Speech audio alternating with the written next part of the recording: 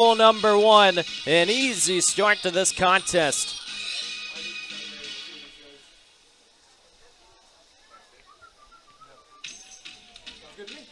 Thank you.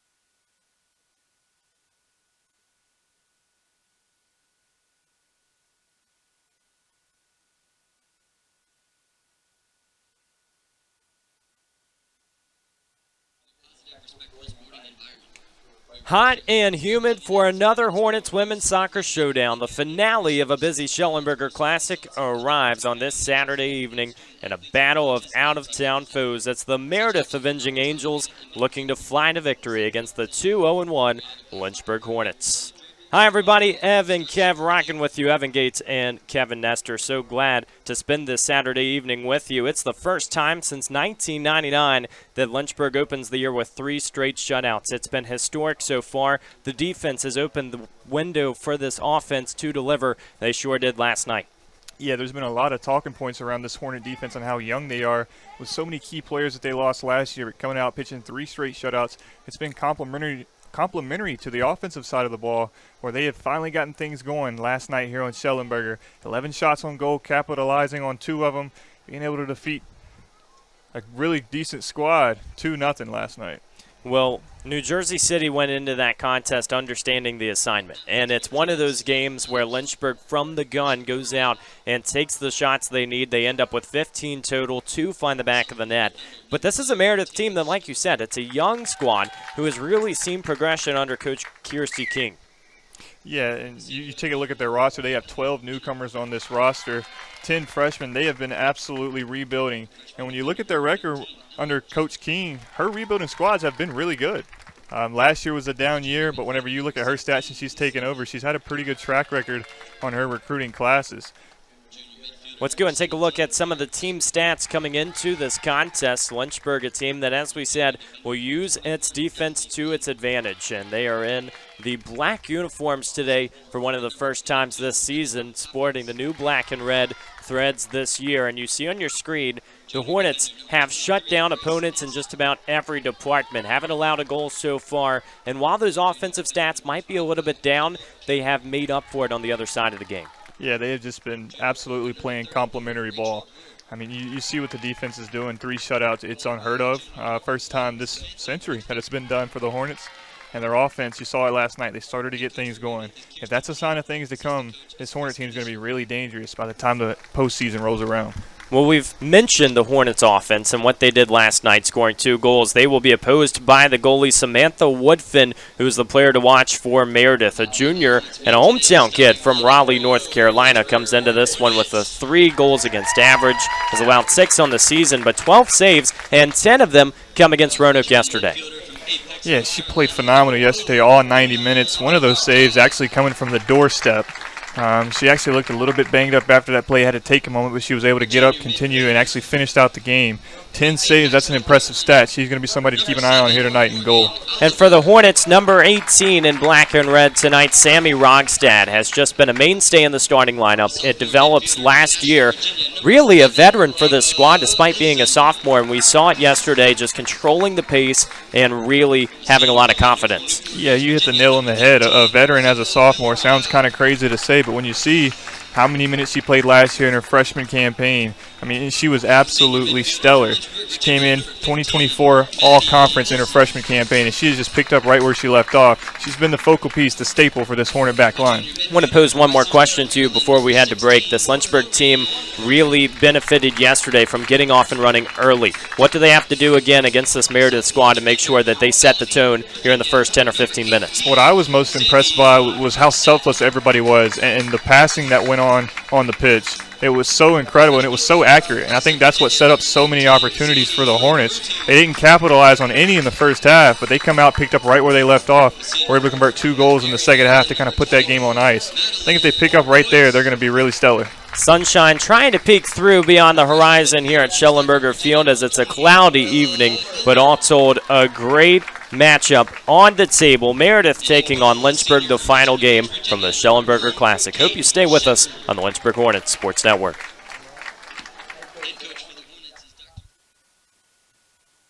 Everybody is a part of the swarm. We are engineers of empathy, architects of tomorrow, and storytellers of today. We're not waiting to change the world. We already doing it. Ask any Hornet, past or present. They'll tell you the truth. This place, undeniably home. Because it's undeniably you.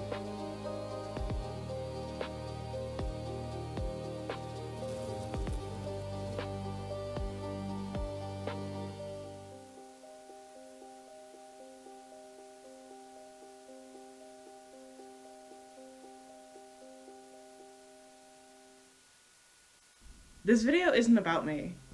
It's about the limitless possibilities that the University of Lynchburg allows me to be. An athlete, an artist, an adventurer, a writer, a believer, a human.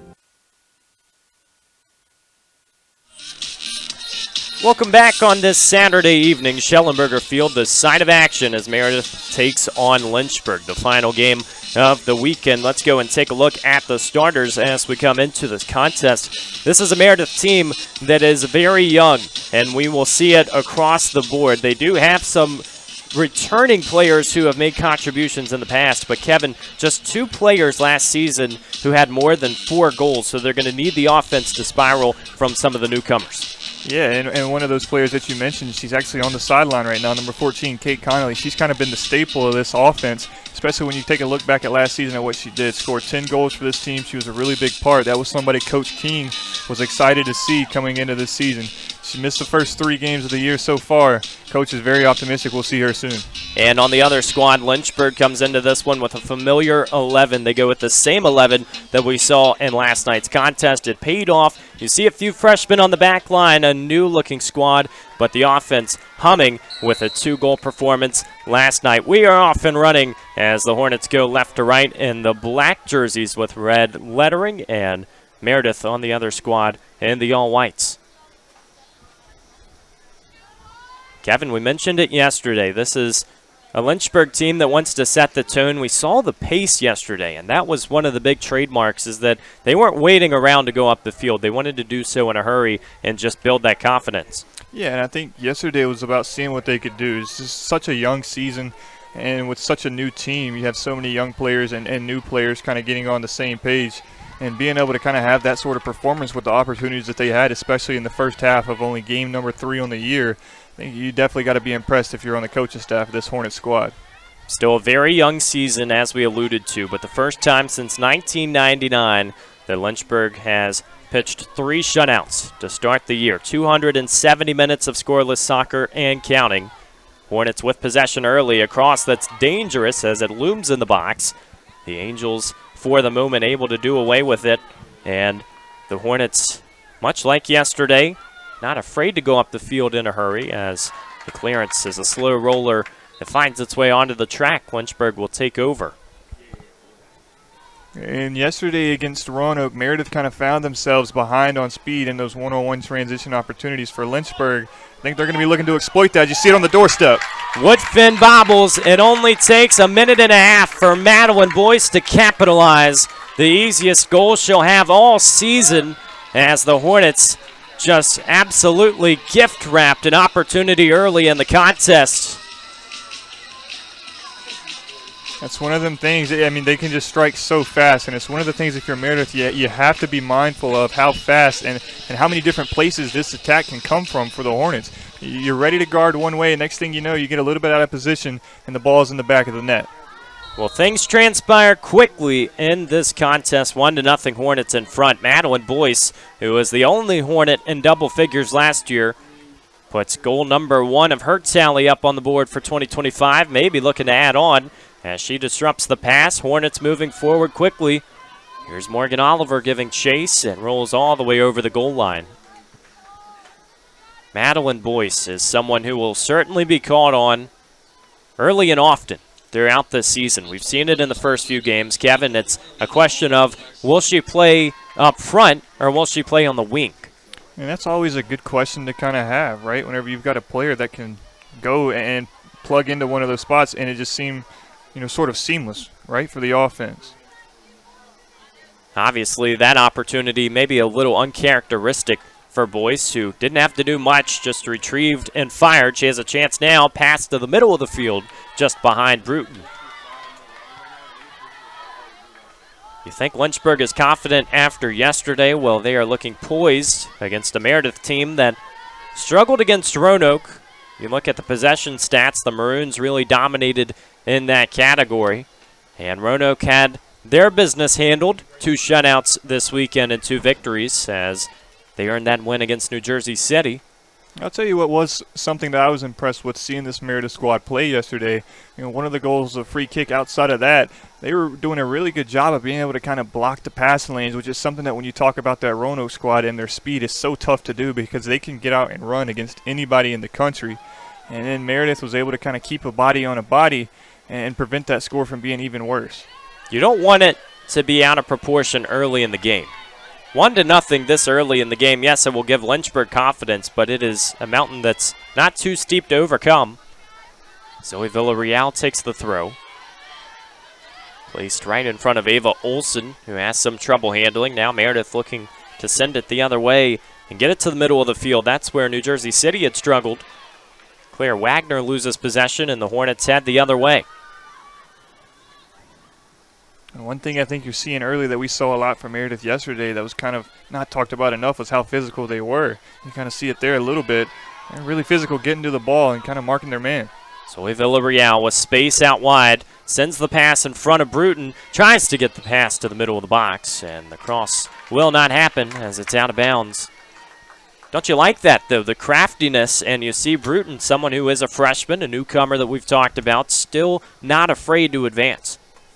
Absolutely. It's one of those things that, as a freshman you come in and you kind of got to wonder how you're going to fit in, to a blueprint of a team, and Bruton's someone who's just come in and it's been that seamless transition.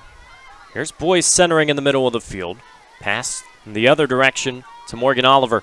Ready to fire, and it's a low roller. Trickles out on the left side. And when you're outside the 18-yard box, you have to show respect to 7 in Hornets threads because she did it yesterday and was post close, clipped the crossbar. Second opportunity not too far off. Woodfin doing a good job right there between the pipes to get a hand on that ball, deflect it out. someone whose name we called on a lot yesterday in that game against Roanoke. I'm sure we're going to see some more of her here tonight. Hornets had a set-piece goal yesterday. Can they capitalize on the corner? It trickles over the crossbar. Oh, just barely. Another nice look, and we have seen Morgan Oliver and Sammy Rogstad trade opportunities in those corner kicks. But it's a goal kick for Meredith. The early minutes of this contest, Lynchburg already in front 1-0. Meredith, an all-women's school based in Raleigh, North Carolina. In all 6 meetings between these two clubs, Lynchburg has won. And you got to go back a decent distance to the last one in September of 2015. Lynchburg won that affair 5-1 right here in the Hill City. Angels trying to advance the other side. Kate Shepard out of the box and retrieves for the first time on this Saturday evening.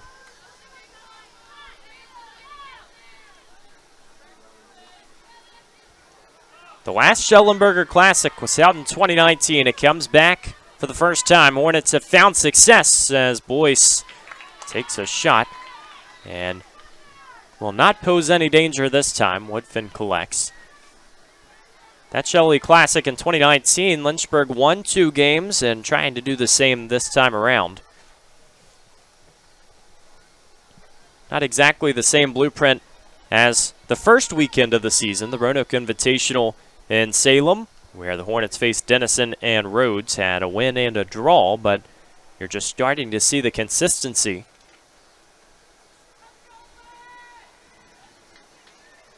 Kevin, we talked about it yesterday, too. You feel like Roanoke and Lynchburg probably are getting sick of each other, and they haven't even played one another yet. Yeah, first 4 games of the season, you've split the venue, and that's, I was going to say they're getting sick of each other, but think about the competition they've played so far. Denison and Rhodes last weekend.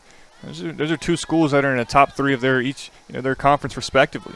Those are 2 competitions that you can't go in there without your foot on the gas. You got to be expecting to win. And for a team as young as Lynchburg, they did a good job showing they're ready to fit the mold of Lynchburg soccer. Ball sent way in front. Morgan Oliver able to catch up. Now she has space, advancing into the box, fires a shot just a couple feet over the bar. Another nice opportunity, and that's the offense generated from the back line, where the Hornets in the last few seasons with the veterans in the back really found success. I want to go back to that point about the venues too, because Roanoke and Lynchburg are not unfamiliar with this style of play early in the year. They do typically both host an event, and sometimes the results end up being identical of one another. You go back to last year, it was Johns Hopkins and Hardin-Simmons, 2 very difficult opponents to start the year. Both Roanoke and Lynchburg lost both of those matches, and this time around, Roanoke has won their 2 at the Schellenberger Classic. Lynchburg trying to copy. Both squads almost traveling together, yet, like you said, they don't play each other for well over another month. Got to go into October on your calendar for that affair, as Villarreal's pass is snuffed out. Second opportunity centered to the middle of the field. Here's Maddie Olson. Inserts to Boyce. A touch too far. Now the clearance is not handled well. Woodfin out of the box. Just rolls towards the goal line. That is dangerous from Meredith. And you see sometimes when you resort that it's almost worse possibilities than just sending it out of bounds. Now Zoe Villarreal ready for the throw. Sends it into Ava Olson. Cross. Bounces to the other side for Morgan Oliver. Humid Saturday evening here in Lynchburg. After a week or 2 weeks of some very nice weather, 70s, and the temperatures started to elevate into the 80s range. A little bit more traditional for in August or September. Of course, our friends listening in North Carolina know that all too well, where temperatures for much of the summer will be in the triple digits. Olsen, nice ball played in front to Boyce. Starting to see the toughness now out wide, and Oliver can't catch up.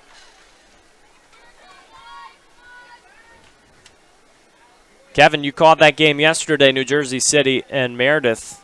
Have you seen any differences from the Avenging Angels and how they approached yesterday versus today? Yeah, they've made it a really big emphasis to kind of shut down on defense. Like I said, they were just kind of running and gunning with Roanoke yesterday in that game. They've come out here and try to be, it looks like, more aggressive. And in some ways it's paid off, but it's also left Lynchburg opportunities that I think Meredith's definitely going to have to kind of be weary of. You got to keep that in the back of your mind that if you leave Lynchburg opportunities, they will capitalize on them. They showed us that last night as well. Well, even in that sequence just now, risky business going through the 18-yard box. Lynchburg really building a residence, and they're third, of course, on the attacking side as Olsen is clipped middle of the field. I think one thing you don't have to worry about with this Meredith squad is them playing scared. They're going to go out there, they're going to run, and they're going to gun all 90 minutes. Got to have that toughness, especially against teams in the ODAC who traditionally find a lot of success. Sammy Rogstad with the free kick, sends it forward. Woodfin punches it out. Had to be careful. Header from Maddie Olsen into the box, but foul is called. Two Olsens on the Lynchburg squad, and they are not related. Ava Olsen and Maddie Olsen. You'll hear them named interchangeably throughout the year. Maddie Olsen is related to the coach, Todd Olsen. With two different spellings as Sadie Bruton gets possession back. The pass pinballs its way forward. Lynchburg just trying to hold on to possession and a lot of relentless play. Starting to see the advances. Yeah, I think you're going to continue to see it as this game goes on. Meredith's not scared to kind of get into a scrappy game. They're definitely willing to put their body on the line to kind of maintain possession and create those turnovers to give their offense a chance. They have a lot of size in the midfield. You'll see some of that height advantage come into play with the headers, but the problem is the Avenging Angels haven't been able to get to their box yet. This game happening almost exclusively on the right side of the field. Nifty play from Bruton trying to get it back, and the ball finds its way out of bounds. Taylor Stewart made sure that opportunity was quelled for the moment. Throw into Boyce, trying to handle deep in the corner. Now the pass played forward. Here's Ava Olsen. Looking to go outside, perhaps reverse the field. Sadie Bruton inserts. Tension mounting, the cross, middle of the field, just barely saved by Woodfin. And Bruton right there, an excellent pass, kind of set that whole possession up, but you can't give enough credit to Woodfin, able to lay out right there and keep that from going across the goal line. An extremely tight possession. Another missed opportunity for Lynchburg. Lauren Orner is a silent killer at that center mid position. We haven't said her name all evening. She receives a golden chance. Lynchburg denied for the moment. The passing on that possession from the Hornets, absolutely perfect. Left it on the doorstep, a place where you see them capitalize more times than not, unable to on that possession. Now building for the back again. Don't you like seeing those opportunities, though, if you're the Lynchburg coaching staff this early in the game? Because, yes, the first goal happened, but it was more a defensive miscue. Now the Hornets starting to build their own chances, but Meredith maybe having the best of the game so far on their side. Pass up to Abigail Clayton. Now recentered for Rachel Ward. All around the field, Olsen clears to the far side. You talk about for Lynchburg seeing those opportunities early in the game. It was kind of like yesterday, that game last night. Not only early in the game, but how about early in the season with such a young squad that's just kind of learning to play together, seeing how they're getting these opportunities and seeing how well they're playing together. It's definitely a spark for Lynchburg. Well, it's no surprise that both squads on the field have gone with 10 of the same players for every match to start. Coming into this one, it was only a 3-match sample size. It's not the biggest in the world, but still a lot of familiarity in that starting lineup as there's a lot of heavy contact. Hornets want to go out the exit door. Here's Sadie Bruton, sends it way forward for Boyce. Now the Avenging Angels retreating, trying to play carefully. Boyce still catches up. Battle of endurance, so Meredith gets the throw in, but that allows the Hornets to move up the field. Madeline Boyce, you saw that track speed on display right there, 100%. Nifty pass, a nutmeg, and the field opens up quickly. See if Meredith can do anything with it. That goes back to our discussion earlier as the coaching staff for Lynchburg continues to ponder the question, will Madeline Boyce be in a true striking position throughout the year? Will she play on the wing? Well, that speed probably lends itself more towards the wing position. But she is also so good at converting. Hornets have done so as well. Here's Lauren Orner. Nifty move outside the 18, and the shot curls in. Believe it, Lynchburg continues to accelerate 2-0, and Lauren Orner getting fancy. And that right there, that's your Sports Center top 10 play from this Hornets squad. A move in the open field, dropping a defender. Almost sounds like we're back on the hardwood, able to capitalize on a beautiful shot in a perfect location. Woodfin, just nothing she could do between the pipes. And Lynchburg extends that lead to 2 just over 15 minutes into this game. We mentioned she is a silent killer, but that one was exclamatory. Lauren Orner adds another to the tally, 2-0 Lynchburg. And the vibes are high on this Saturday evening. Sadie Bruton gets possession right back. Perhaps the festivities aren't concluded. Another ball sent forward. Madeline Boyce with space. Moving towards the box. Cross files in. Another chance. Orner ready to go. Centers, files, and just misses. Oh, that was another great firing, and wow, you're starting to see the confidence in the middle of the field. 2 chances for Orner in less than 30 seconds. How do you think she's feeling right now? Pretty pumped up, huh? I think if you get a shot from the midfield line, you might be going after it. Lauren Orner, who picked up a goal yesterday, adds 1 more to the season tally. Someone who will definitely have the opportunities throughout the year. Here's another long one. Morgan Oliver has this shot taken away. Woodfin collects.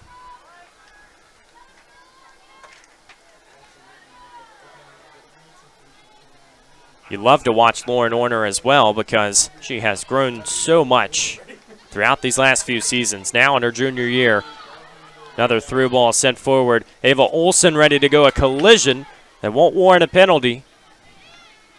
Just a quick clearance, and Olsen still down on the turf. Gets up walking gingerly behind the play. Now Meredith wants to advance. These scores from Lynchburg, by the way, the first half goals of the year. All the scoring before this one had occurred in the second half. All the scoring for opponents has yet to be seen. 3 shutouts to start the year, and Lynchburg trending in a similar direction. This ball lifted just a little too high and a little too far. Kate Shepard is no problem. And for Lynchburg, offensively, really just picking up right where they left off, giving themselves multiple opportunities here in the first half. We saw the same thing last night. It's almost like the script's on repeat. They're capitalizing on them earlier here in this game, though. And it has to be tough for Woodfin in goal, who we've mentioned at length, now the true starter for Meredith this year after getting sporadic opportunities in years in the past. She started every match this year, but to bobble one of the first chances of the game, that's got to be so tough moving forward because you have another 88 minutes where you've got to play stout in the back. It's one of them things. That's just where you kind of test yourself, mentally. How are you going to bounce back? You're going to let that affect the rest of your game and keep your head on straight and go get after it. That's what Meredith has tried to do. The scoreline that they fell victim to yesterday now reads across the scoreboard, but the problem is we aren't even 20 minutes in.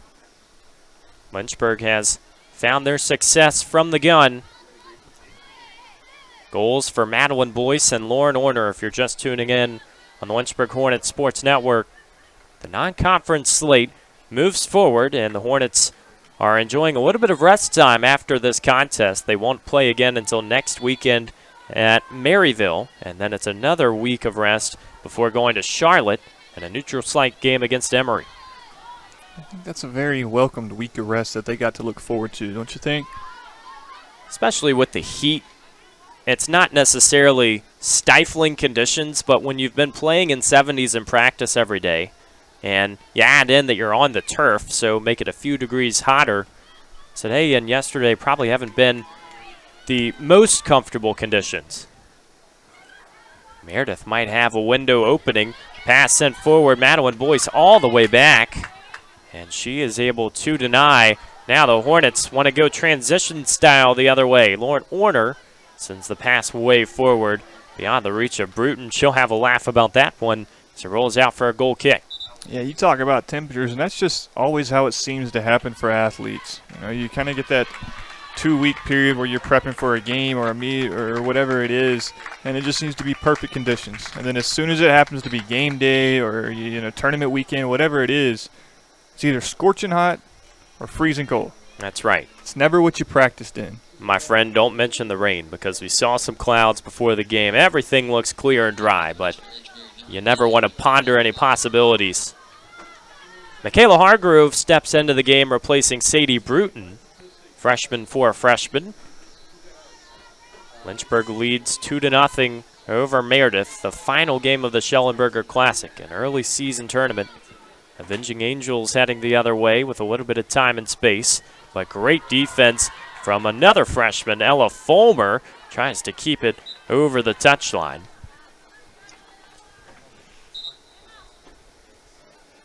Kate Shepard with 3 shutouts already leads the conference. And albeit early, you like to see that it's been a committee effort because that stat goes towards the goalie, but that is truly a committee effort the way they've gotten it done. And this Lynchburg back line, we can continue to say it like a broken record, but it is just proving that it belongs in the conference and it belongs in a lot of talks to potentially go and win a title. Yeah, and we talked about it on air last night. You know, Kate Shepard had probably the closest thing to a night off as a goalkeeper that you can have in a game. We didn't call her name a lot. She didn't really see a lot of action. You know, it was kind of that back line that was setting the tone, not letting anything by on, being able to disrupt passes and create opportunities for the Lynchburg offense. And that is what you call a goalkeeper's best friend. Zoe Villarreal with the tackle and the clearance. Perhaps today, with the scores happening in the first half, you might see a defensive substitution to begin the second half. 2 other goalies on the staff for Lynchburg. And, of course, with Kylie Cass and Alessandra Socio, you recognize there is depth. You want to get them opportunities, but it's been Kate Shepard who's occupied between the pipes for the first few matches of the year. Chance now as Meredith moves to the middle of the field. Really haven't mentioned the 2 goal scorers for the Avenging Angels this year. Emma Jolliffe and Evelyn Hopkins have really used just limited opportunities thus far. Jolliffe was someone who we kind of caught on a lot last night. She was all over the field for Meredith. She's actually on the sideline here getting a breather. Pass towards the near touchline. Lynchburg really triangle of fire defensively. Meredith still exploiting the opening. We also mentioned another name of someone who really hasn't had the opportunity to go out there for Meredith, Kate Connolly, who's been battling with injury, not in the game today. Sophomore from Wilson, North Carolina. And when she comes back for this squad, that is not only a welcome sign, but you look at the record right now. Meredith starting to struggle a little bit beginning of the year, 0-2-1. We know they had 10 wins last year. You feel like the expectation is similar, right? Yeah, and for her, you know, that's going to be a lot more than a spark ignited for this team when she's back on the pitch. I mean, she is someone who scored 10 goals last year, was second on the team. And just for reference, you mentioned it earlier, third place had 4. So that's a big key missing for this Meredith offense. 3 graduate students who leave the program after last year. There's just 1 senior on the roster for the Avenging Angels in 2025, and so there will be a lot of familiarity next year. Meredith will certainly look to heighten those expectations. Ball played forward as Boyce can't catch up. Clearance heads the other way, and Morgan Oliver will keep it on the right side of the turf. 1-on-1 out wide. Pestered as she moves forward, and better defense from Meredith this time.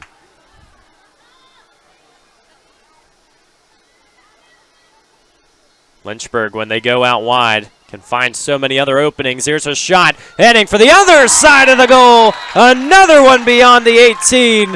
This time Morgan Oliver makes it a trio in the Hill City. Still in the first 25 minutes. And the Hornets absolutely humming on Shelley. And for Samantha Woodfin in goal for Meredith, there's just absolutely nothing you can do about that. You know, a deep range kick that had so much velocity coming at you, and it was placed in the perfect location. I mean, upper 90, right-hand side of the goal coming across the field. I mean, that's a place that you're going to see it on your screen here. It's just you can't defend it. Just denied by the crossbar yesterday. Not going to happen on this Saturday evening. 3-0 Lynchburg, and 3 different scores. All of them juniors or seniors, and the returners that we expected to deliver have come up big. Oliver had an assist yesterday, so did Lund and Hartzog from the back line. That was on a set-piece opportunity. Oliver had a little more of a traditional cross out wide.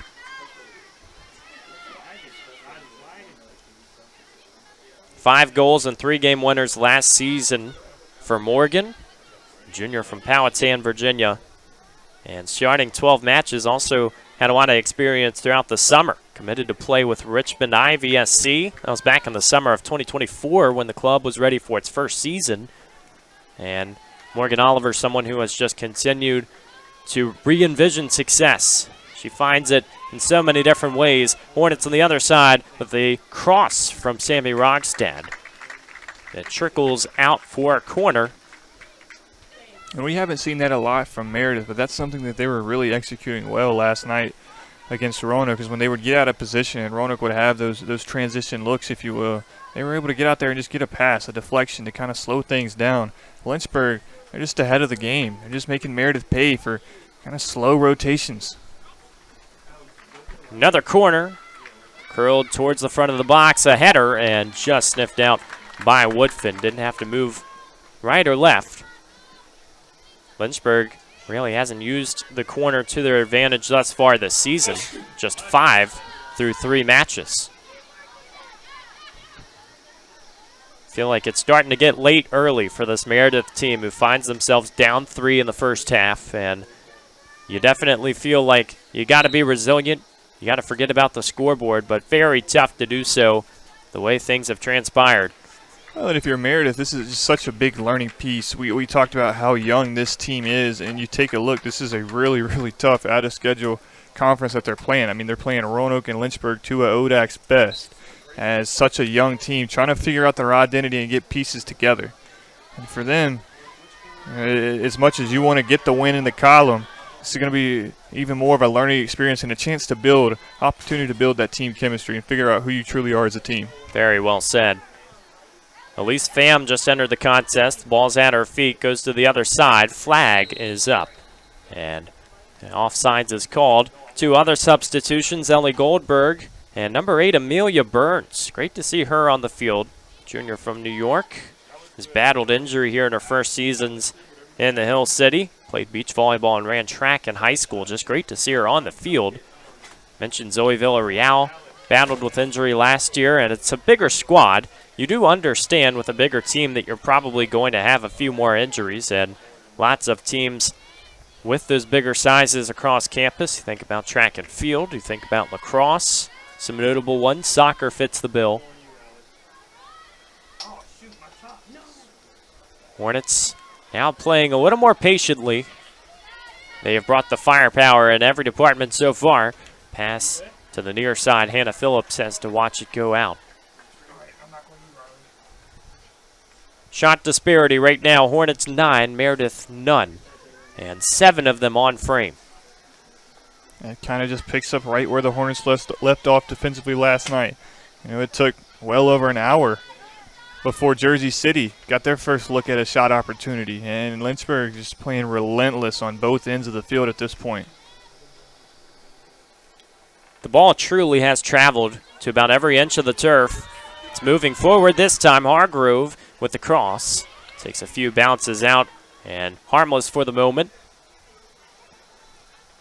You like to see Michaela Hargrove getting out wide as well. Someone who has occupied that striker position. Katie Paulette into the game for Lynchburg. As is number 26, Taylor Burton. Sophomore season. Both of them getting some experience in the first year. Hornets going the other way. Outside the box, Paulette fires right side. And just wide. Again, another one of those opportunities. Lynchburg finding themselves with a long shot that we know they're not afraid to take. This time, just off target. Didn't take long for Katie Paulette to enjoy an opportunity. Maybe a second is due. Here's Hannah Phillips giving chase. Defender a little bit quicker to clear it out. Taylor Stewart.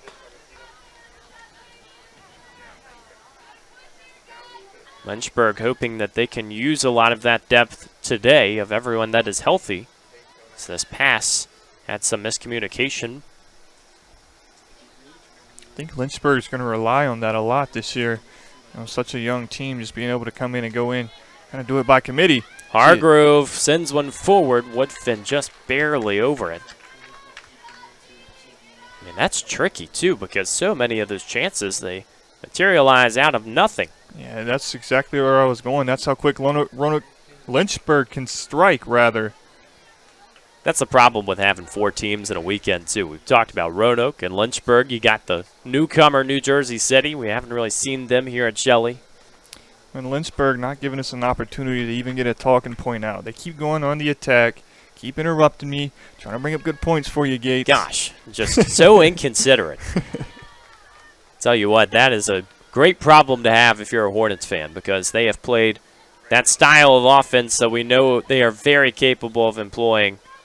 It's been a game that has been all Hornets, and Meredith, even in the opportunities that they've had offensively, haven't really gotten that first sincere chance. We'll see if they get another one as this one trickles out. And you feel like, in that second half for Meredith, especially after a halftime discussion, it is truly about just creating chances. You can't always guarantee the goal is going to happen, but you got to feel like you're giving yourselves an opportunity. Yeah, you got to get into that possession column, and it looks like they're going to have an opportunity here. Lundin Hartzog just quick enough to prevent it. Gets back on the back line, and you're seeing once again that battle of this Lynchburg back line that has been sensational thus far. Isabel Bittner was going after it. Now the ball finds the other direction. Middle of the field. Chance for Elise Pham to get off and running. Through ball. Gets by. Hannah Phillips will have a chance. Sticking out wide for the Hornets. Ready to cross. And a deflection will make it a goal kick. A last touch Phillips. And I joke about Lynchburg interrupting me, but that's what makes this team so dangerous, is because you never know when they're going to strike. There are times where they are patient. They're looking to set something up and get a look. And then there's other times where they just come at you within a matter of seconds. It's so hard for a defense to kind of read what's coming at them. And it goes back to the back line, because we've talked about the chances where Lynchburg starts like they are now.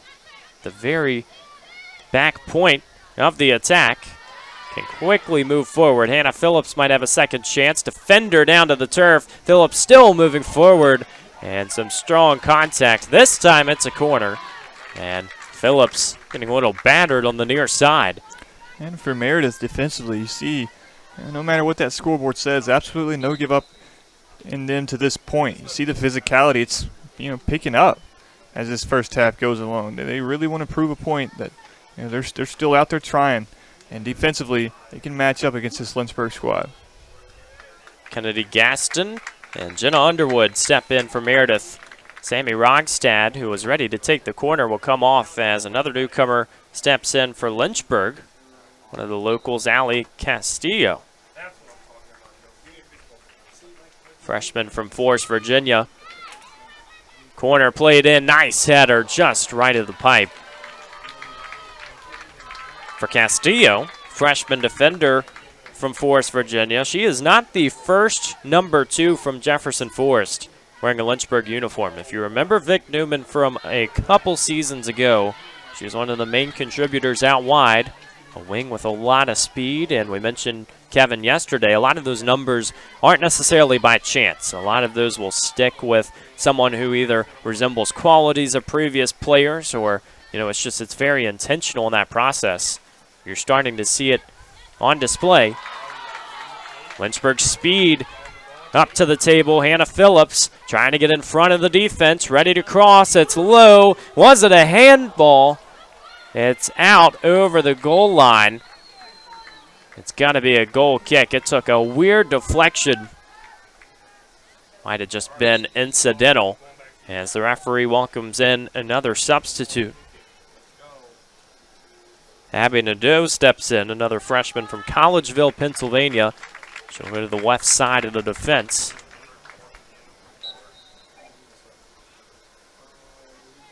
North of 11 minutes to play in the first half. Lynchburg 3, Meredith nothing. All Hornets in the early going here on this Saturday night. Pleased that you could be with us at home. Katie Paulette runs into trouble, trying to go right through. The pass into Phillips, who narrowly stays on sides, ready to fire with the left foot, greases the crossbar. Second chance on the far side.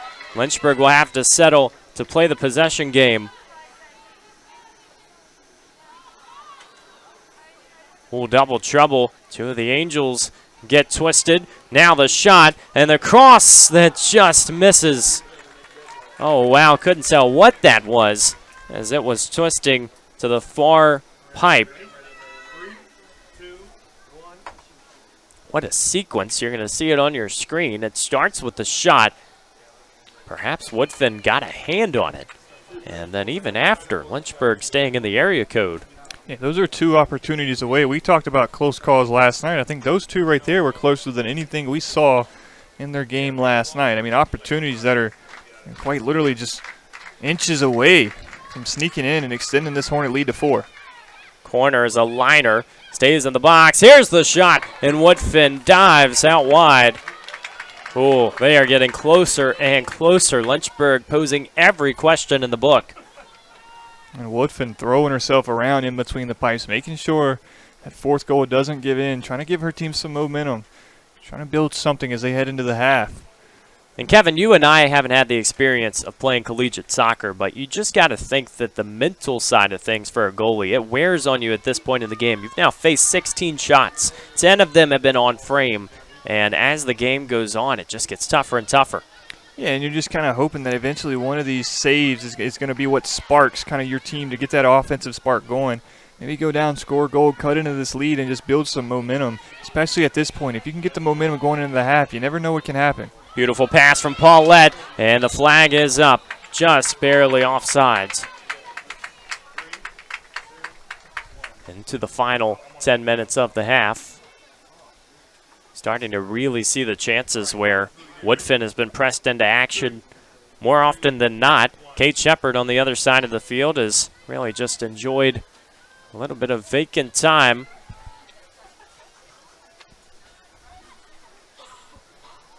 Goal kick moves forward to the Angels side of the field.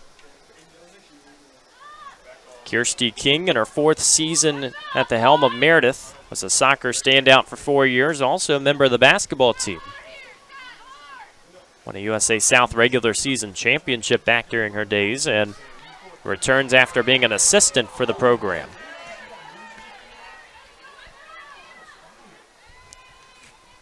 And she's a great person, too. I saw her on both days of the Schellenberger Classic, able to get a conversation in with her pregame before both games for Meredith. Trying to pick her brain today about Kate Connolly. She wouldn't tell me too much information. As one would figure this time, especially for a special player. Nice cross, just barely trickles the other way. Now the clearance, will it be on the right side of the flag? It is, so it's a throw, the deepest part. Now 3 more substitutions for Lynchburg. Really starting to use the bench throughout this contest. Elida Shiavu, Lainey Richmond, and Tegan Casey. Saw on your screen again another one of those amazing efforts from Woodfin down in between the pipes. She has had a stellar 2 days here in Lynchburg. The stats won't be on her side, but her play in the film definitely is. Pham out wide. The cross somehow finds its way forward. Paulette had plenty of space. Just couldn't find the far side of the net.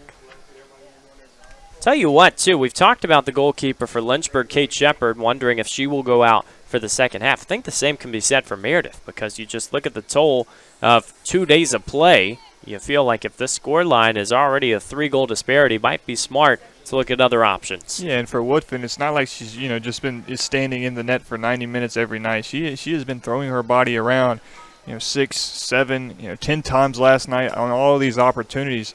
And she has put a body on a bunch of these balls, and that's definitely added up. Came into this one starting all 3 games. Had faced 36 shots. Average of 12 per match.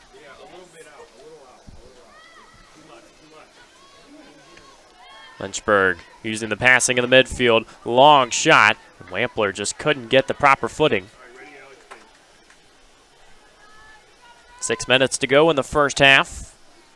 Evan Gates and Kevin Nestor walking you through this one in the Hill City. Quickly contact and the Hornets back in business. Tegan Casey ready to center the cross. It's not out of trouble. Meredith doing anything they can to go forward. Seems like anytime they go to get one of these clearance situations, there just seems to be a black jersey that finds the ball and sets up another possession. You've seen it again here. Lynchburg just able to come away with the ball, slow things down momentarily, and then push the gas down and get their chance at another offensive possession. Well, the shot disparity is nothing new for Meredith in the Schellenberger Classic. 25-4, Roanoke outshot them yesterday. But like you said, it feels like it's just been some of the advances not materializing the same way. And if you're going to open up a second half discussion, that's going to be the one. Maybe this is the chance, a little extra speed from the Hornets in the back to prevent anything from getting worse. It's out on the near side.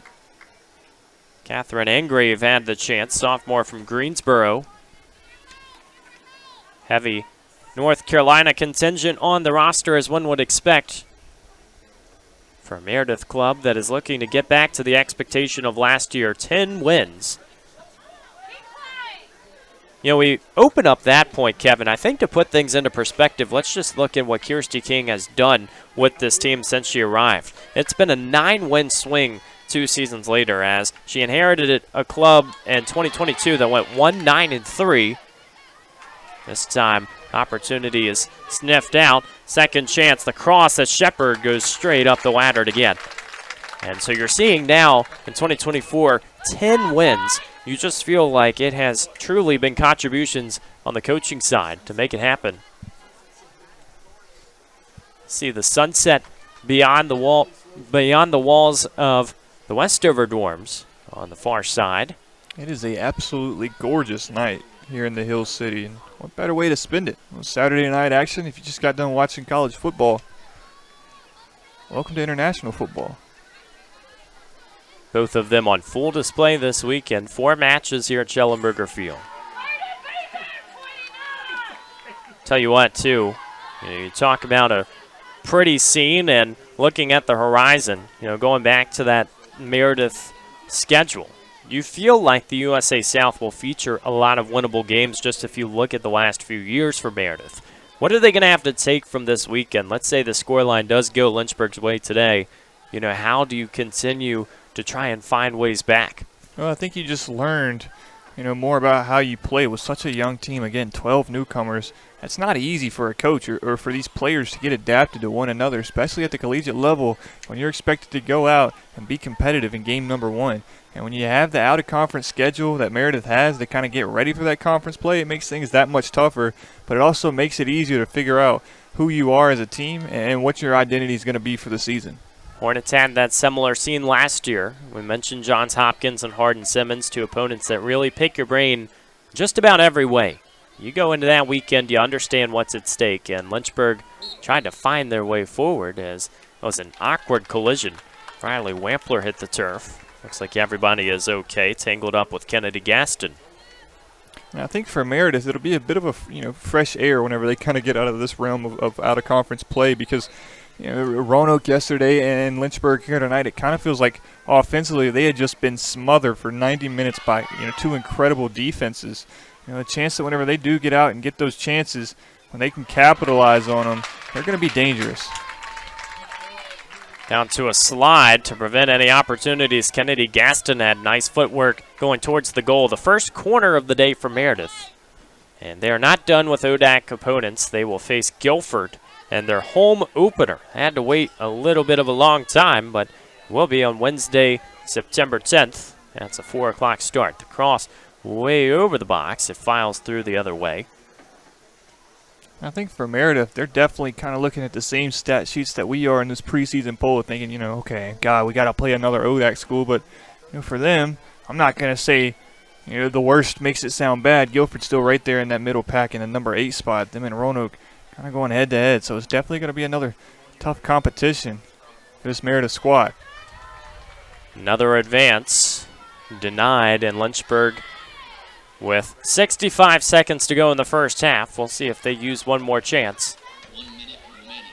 The last 5 minutes have almost belonged more to Meredith, who offensively have found their footing.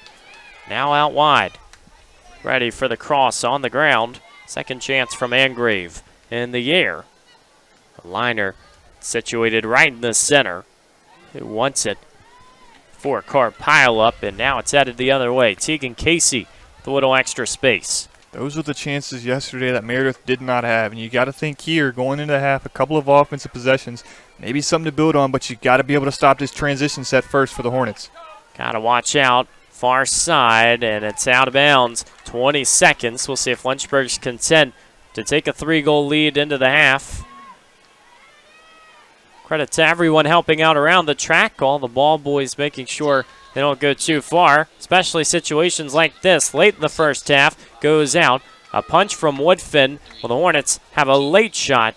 Things will end 3-0 in the first 45 minutes. A dominant display by the Lynchburg offense. It has truly started to wake up this weekend. Now 5 goals at the Schellenberger Classic for the Hornets, and one more half to add to the tally. We will take a quick break and get back to you on the other side with halftime stats and analysis here in the Hill City. 3-0 on LHSN. Because what I love about the University of Lynchburg is that they have a saying, "Here we're home." And honestly though, I think a better fit would be a home for everyone. Because it doesn't matter the color of your skin, the person you love, the God you pray to, the pronouns you use, the city you're from, the language you speak. University of Lynchburg gives you the greatest opportunity they can for you to be the absolute best version of yourself.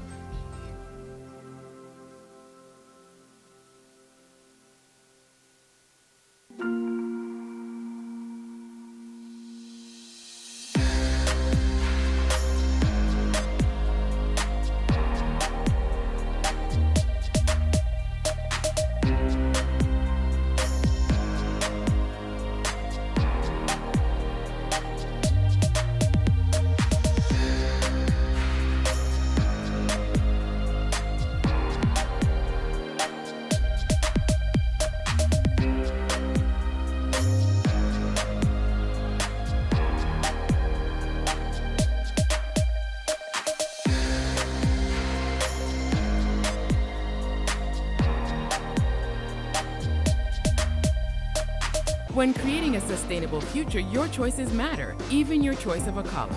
The University of Lynchburg is the first college in Virginia to go carbon neutral. Our dining hall is Green Restaurant certified. We compost all of our food waste and purchase our electricity from landfill gas. Now we're turning a hazardous lake into a thriving urban wetland. When you choose Lynchburg, you leave a smaller footprint while building a better tomorrow.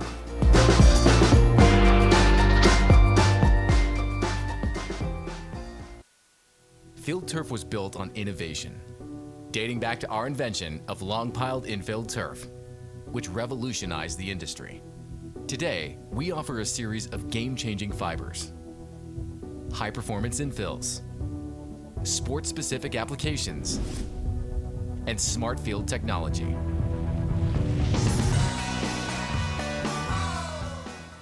Field turf. Let's change the game together.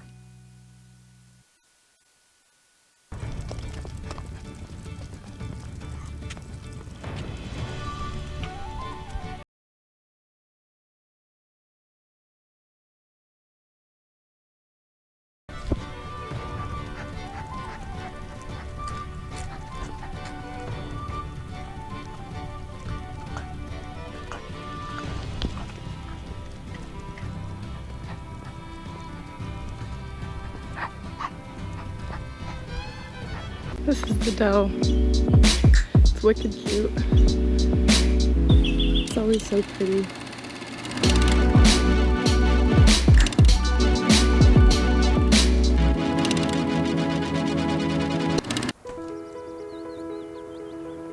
Want to know your customers? Shop where they shop. Live where they live. And spend time with them as neighbors. With over 100 local offices, Virginia Farm Bureau agents are part of your community. If you want insurance from a company that knows you, get to know us. At the University of Lynchburg, we've lowered our tuition, so you get a better value for a great education. Come see our campus for yourself.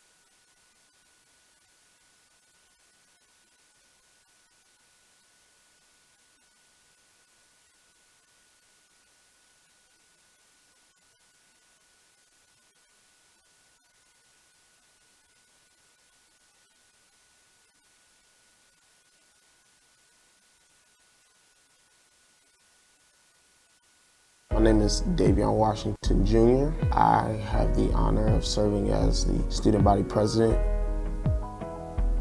I have 5 little siblings. I'm the oldest of 6 siblings, and they look up to me. I'm setting the tone. I get to develop myself, make myself a better individual, but also I'm helping future generations, not even my family, but just future generations in general. I found my passion here. I found, the love for what I want to do. I just really had an amazing time here. It's changed my outlook on life.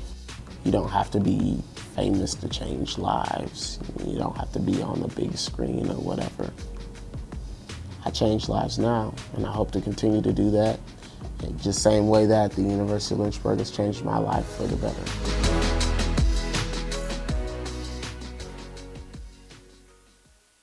Think a private education is too expensive? Think again. At the University of Lynchburg, you can get a personalized education for the cost of a state school. If you're commuting and you get our top scholarships, you could pay much less. And you get all that without the hassle of giant lecture halls. Our faculty know your name here and do more than just teach. You might even do research together and plan out your next career moves.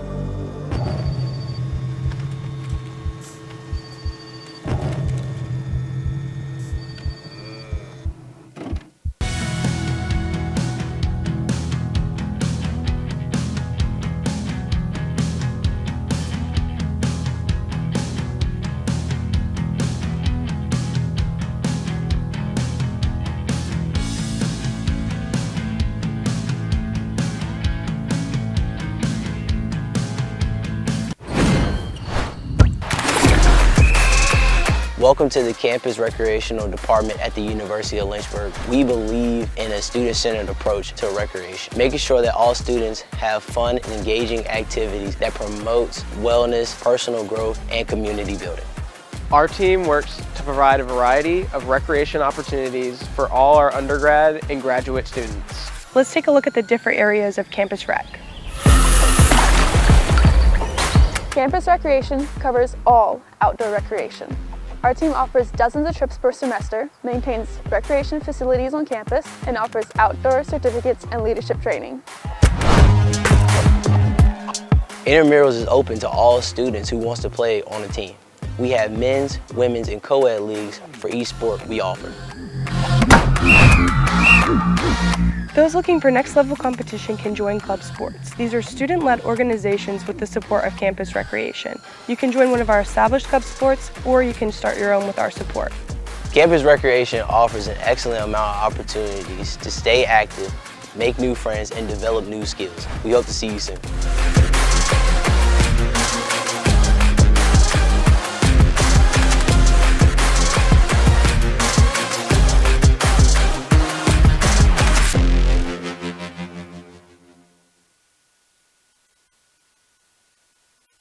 Want to have some outdoor adventures while getting a degree at the same time?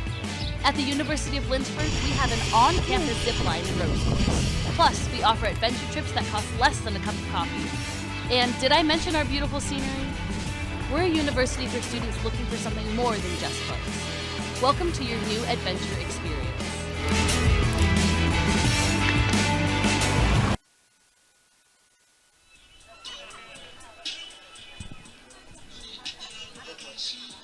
Back on Schellenberger Field as we get set for half number 2. Lynchburg in front 3-0 over Meredith, and the scoring festivities were all around. You look at an impressive display. It started in the opening minutes with Madeline Boyce as she was just gift-wrapped, an opportunity on the doorstep, and the scoring would continue. SC top 10 material from Lauren Orner beyond the 18-yard box. rifling and stifling with no problem, and it wouldn't stop there. Morgan Oliver, someone else who knows how to go from range, gets her first goal of the year, and it's outside the 18-yard box. That's where the score rests, 3-0. Lynchburg really enjoyed their share of opportunities, and you look at the shots on your screen, 18 of them, Kevin.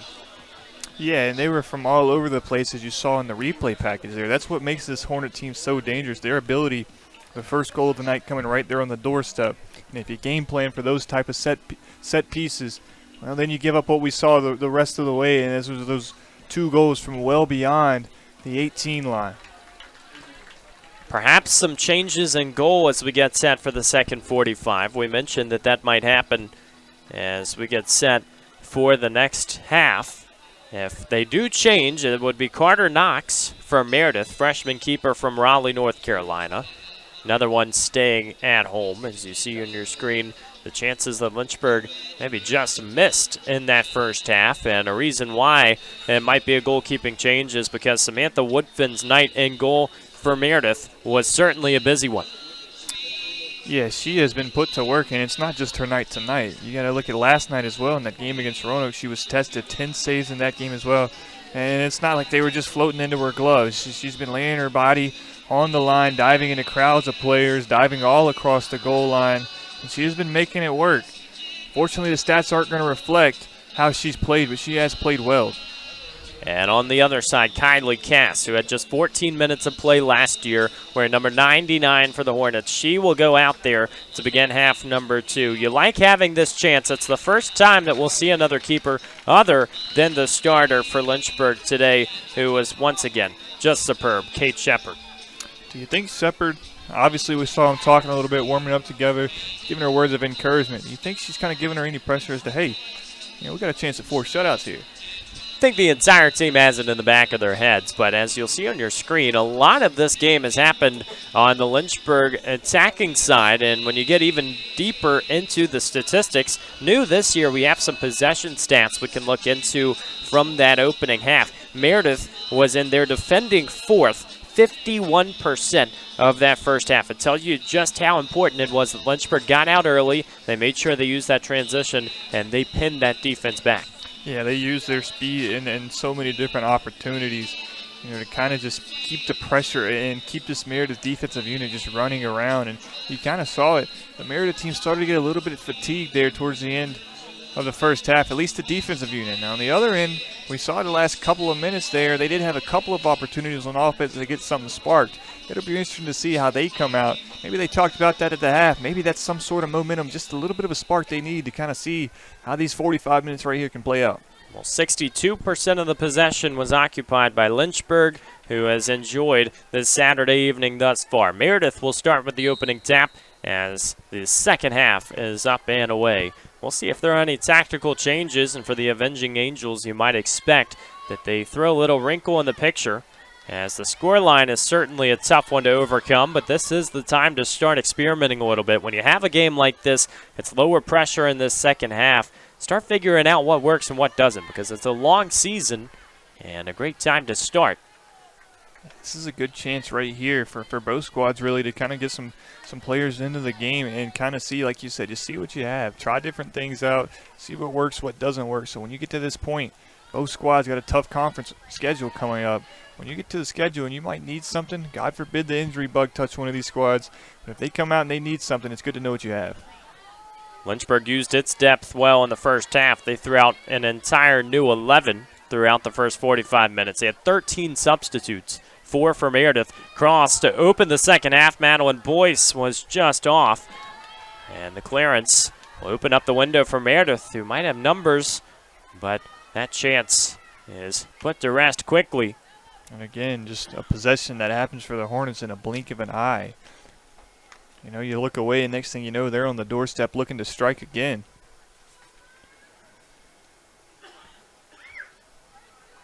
Once again, in goal is Carter Knox for Meredith Club.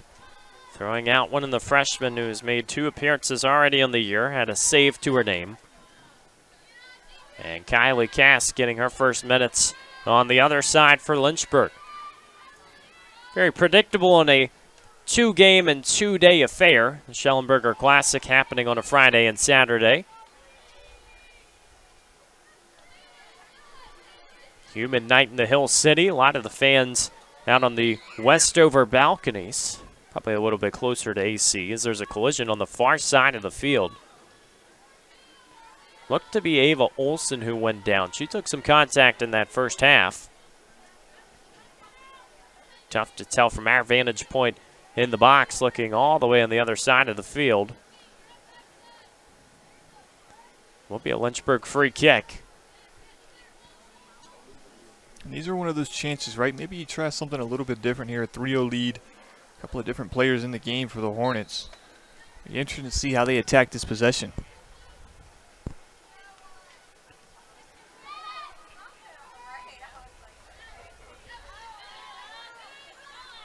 Now Meredith heading the other way. And this is one of those opportunities where if you're the Avenging Angels, you know, we have talked so often about the possession stats in this game, but it goes even deeper than that. You want to make sure that it's meaningful, because if you're getting possession in tough parts of the field, I mean, it might not necessarily be as potent as when you're in that attacking third. That's where Meredith has struggled. Yeah, and I don't really think you need a stat sheet to kind of recap that first half. You just saw Lynchburg kind of assert their dominance. Meredith did have some good things going for them, though. And that's something they can continue to build on. Back into the gloves of Cass. I think when you talk about building on this Schellenberger Classic, Lynchburg will definitely enjoy the victory from yesterday. They hope to enjoy the one tonight if the scoreline remains where it's at. But it does feel like you're always looking at critiques. Ways to move forward. Passing out wide. Now the Angels trying to center things up. 3 or 4 defenders for the Hornets. Doing everything they can. Even Madeline Boyce. There's Bruton. Denied the opportunity. Sammy Rogstad shows off the speed. Now into a spread on the near side. Pass forward to Morgan Oliver. Will take her time. Waiting to cut. Now she does out wide. Met by another defender. Doing everything she can. Clipped up. Play continues. Ava Olsen sends it back. Look at the passing. It's so crisp. Oliver gets the opportunity on the goal line. Takes a deflection. And it's a corner for the Hornets. They have done well to collect those throughout this contest. Already 5 to their name. This will be number 6. And you definitely don't have to worry about the level of intensity and the energy that both squads are going to bring out here. Trying different things, trying to work on some pieces. You're going to see the effort continue to rise, I believe, as this game goes on, trying different things to be able to work on sets for future games. Here it is, placed right in front of the keeper, Knox. Trouble on the doorstep, and she handles it cleanly. It's only upon second reference as the Hornets keep the danger looming. Nothing to show for it, still 3-0. The 7th meeting all time between these two clubs. All 6 have gone Lynchburg's way so far. Meredith, an all-women's school, as we already alluded to, and the athletic department is really headed in the right direction. Continuing to grow and continuing to add sports, as one of Lynchburg's players is down for the moment. Yeah, she was a little shaken up coming across the midfield line, was down for a moment, tried to jump up, continue to play, but it looks like something going on right around the nose area. Kind of bugging her. She went back down. We get an injury timeout. It's Ella Fulmer. So perhaps a nosebleed. We'll see if there's anything else there, and definitely don't want to chance things at this point. Ellie Goldberg goes in. Back to the Meredith discussion. They added field hockey in 2020. They're preparing to add a new sport in the spring of 2027, and it's one that hasn't exactly made its way across the entire country, but it's flag football. This is, as we said, an all-women's school. You see a lot of programs at the D3 level adding football on the men's side, and this is a sport that will continue to grow. Several states already recognize it at the high school level, as it's out for a corner for the Avenging Angels. How about this? A little trivia for you. Who's the first school in Virginia to throw in a flag football program for the women? Oh, goodness. Okay, so I know you got that Martinsville background. I'm going to say in that area, somewhere in Southern Virginia. Ferrum College. Oh, okay. I Division like II stepping up this year. Conference of the Carolinas. They're kicking off Division II flag football on the women's side. Now, that is pretty cool, and you got to expect, you know, when one school goes, the rest follow. Here's an opportunity that trickles through the box. Chance at the top. Lynchburg disposes of it for the moment. Longer shot this time. And another player down holding her ankle. Let's see if play stops. Lynchburg trying to go forward ahead of the play. Morgan Oliver doing what she can. Now it might be one-on-one with the keeper. Into a dead spread pass to the middle of the field. Numbers, and Madeline Voice just couldn't control. This effort. Stays. Saved it. Just narrowly inside the corner here as the cross Boyce was chasing after. And the defense gets it out. Opportunities galore. Sammy Rogstad on the ground and Knox just denies it. Good sequence once again for the Lynchburg attack. How about the play from Bruton on the far side? I mean, she tracked that ball down from well over halfway across the field. Keep that possession alive and give the Hornets a chance.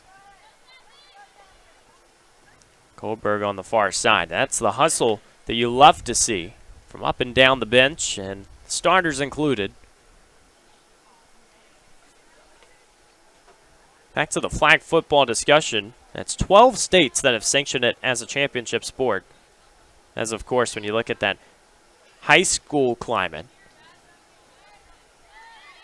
Meredith will be the first school in the USA South to sponsor it. So you said Ferrum, another school that has been local, now moving D2. And sport will be debuting at the 2028 Olympic Games.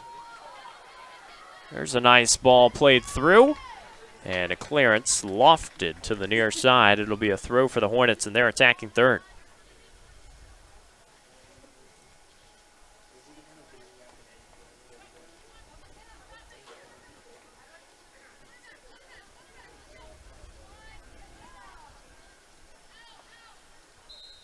Right along the goal line. A little bit of miscommunication as the referee points to Carter Knox. It's a goal kick, so just over the line.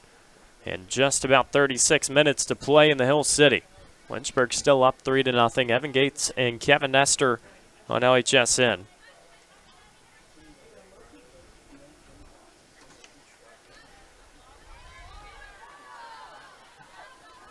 Had her play down on the near side. Lynchburg's bench all with the green pennies today.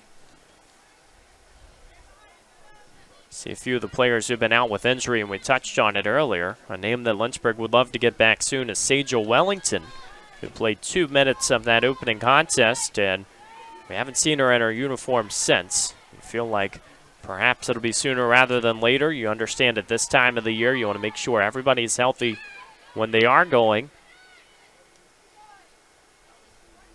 Non-conference is great, but bigger expectations for Lynchburg, and they know the ODAC semifinals. It's been the destination where their journey has stopped in the last 2 seasons. Want to go past that this year and get back to what we saw in 2022 when the club won the conference title, moved on to the NCAA tournament.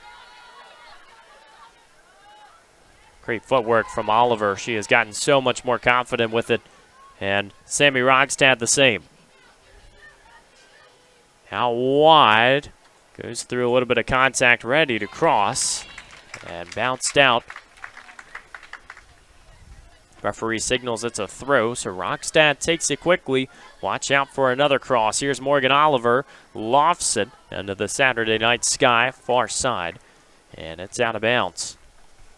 And you talk about Oliver gaining confidence in the open field. I think that right there is an area per game as well. Just kind of being able to find that ISO spot and then create for her teammates with beautiful dishes. That one sailing over the heads there, but she's been really spot on with some of her passes so far in the early goings of this season.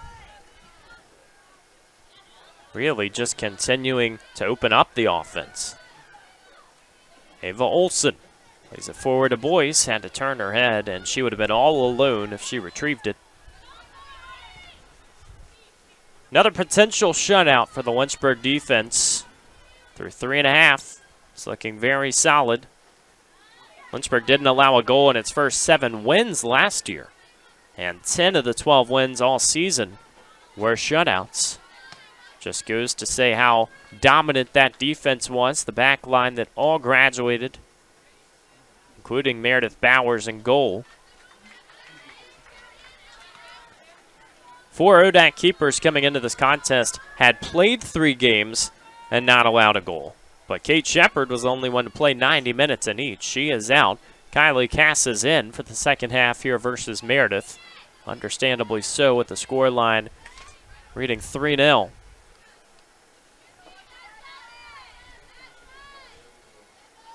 Lynchburg also enjoying scoreless starts. They've held their first 2 opponents scoreless in 3 straight seasons.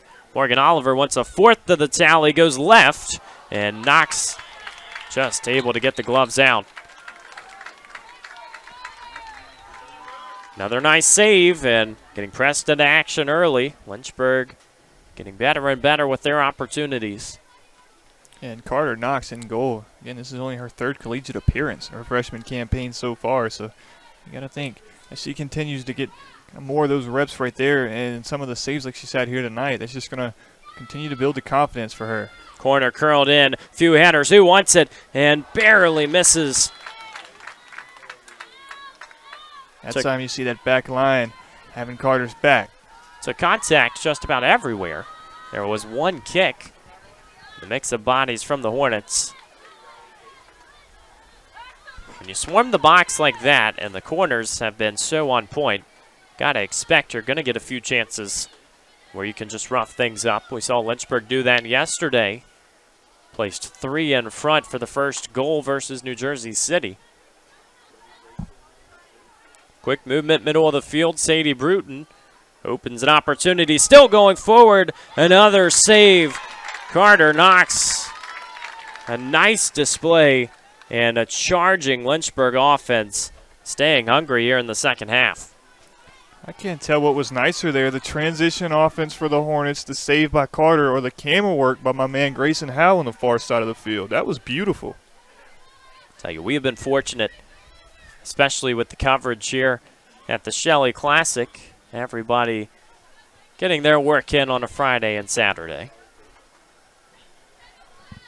Includes everybody out on the field. Right now, the Hornets have a little extra energy. Morgan Oliver ready for one more footwork, but just a touch too many. Now one-on-one, Rogstad has to resort. Nice touch to get back to the middle of the field. You know, and it's impossible to judge effort quantitatively. You got to just watch these two teams and see what it looks like. We make our own opinion, but Lynchburg doesn't look like it's missed a beat after a very dominant first half offensively. Now Madeline Boyce, one-on-one in the outside, tries to sneak a pass in. Bruton, an extra touch. Here's the shot, denied. Second chance to the right side, just a foot outside. Yeah, I think that ball was all over the doorstep. You say just a foot, I say maybe a couple of inches. Another golden chance for the Hornet offensive unit to come away with a goal. Unable to do so, now you're going to see a slew of substitutions. Halfway, or rather a third of the way through the second half. 30 minutes to go. You love that the opportunity we just saw caps that sequence by so many of the attackers who go to the bench, because that was clean and all the way through. It just felt like the opportunities kept getting better and better. Now a chance for Meredith heading the other direction. Pass sniffed out. Catherine Angrave was searching.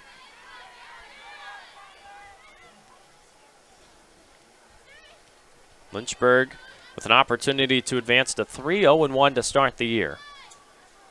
Picked third in the ODAC preseason poll behind Washington and Lee in first, Virginia Wesleyan in second. 8 games today around the league, all out of conference. Late touch will send the ball out for a corner.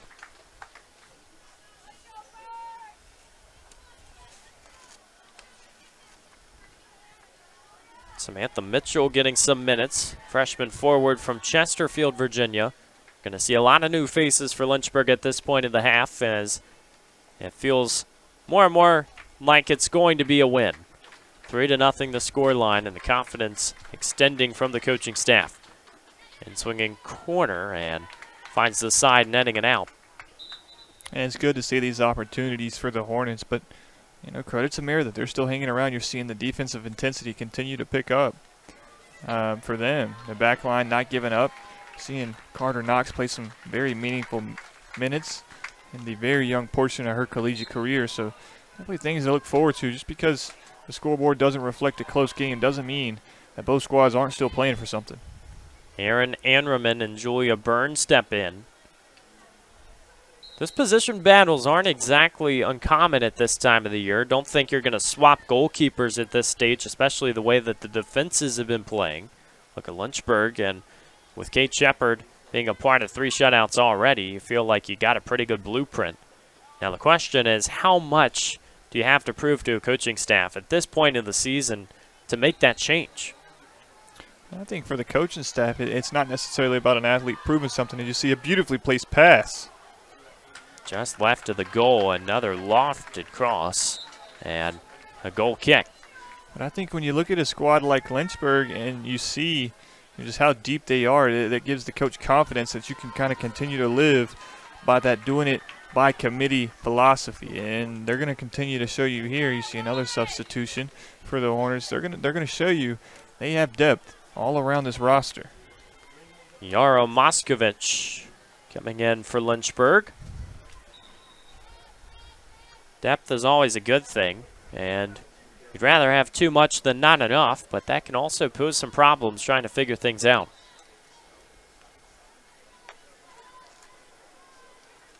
Throw on the far side. Hornets continuing to occupy much of the possession. Continuing to flirt with that attacking third. Meredith has been outshot in every game to begin 2025. Team had only taken 14 opportunities through 3 matches. So when you're averaging 4.5 shots, you feel like you got to continue to charge forward, but you also got to make sure the defense stays where it's at, because you don't want to start giving up more goals when the offense hasn't been able to function. 2 goals on the season coming into this game. Den Hartog sends it back in the opposite direction.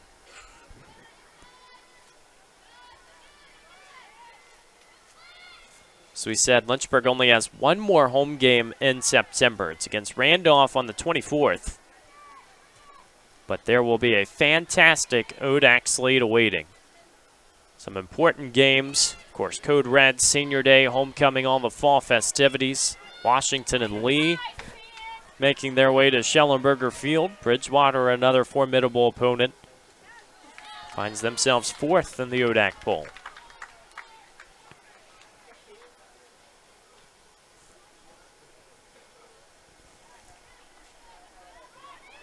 Lynchburg finding their way back to the historically dominant squad they have been. Wampler, pass outside. Still knocking, but the defense doing a little bit better. This ball sent all the way forward. You talk about that preseason poll. It's interesting. A team like Bridgewater coming in at the number 4 spot. I think right around that area is where you're going to start to see things get mixed up.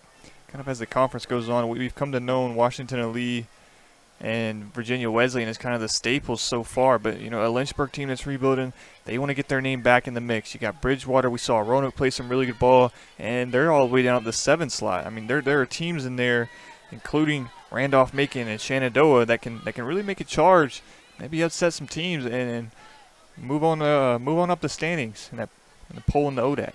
And that's why you play the regular season. It's always that type of battle that's so much fun. I mean, I don't think many doubters are out there unless you're just having an avid distaste for W&L. I don't think many people think that they're not going to make the ODAC tournament, right? Because they have been with the tradition. The question is going to be, like you said, who is the main contender? in the middle of the table. As Rogstad just has to dispose of this opportunity. I mean, you look at it and you look at 4 through 8 right now. Bridgewater, Randolph, Macon, Shenandoah, Roanoke, and Guilford. They all have some really talented rosters, and they've been playing good ball. Again, you look at Roanoke's schedule and you think, oh, well, they dropped the first 2 games of the season.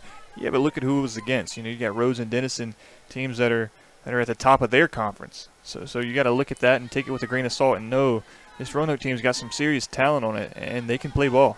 And by the way, we have extended a lot of the conversation to talk about Roanoke today. They were 4-11-4 last season. And so when people are looking at this ODAC poll and they're saying, okay, you know, team who's 6th and 7th might not make a lot of noise, well, that's a pretty big jump for the Maroons, and they're still in the middle of the table.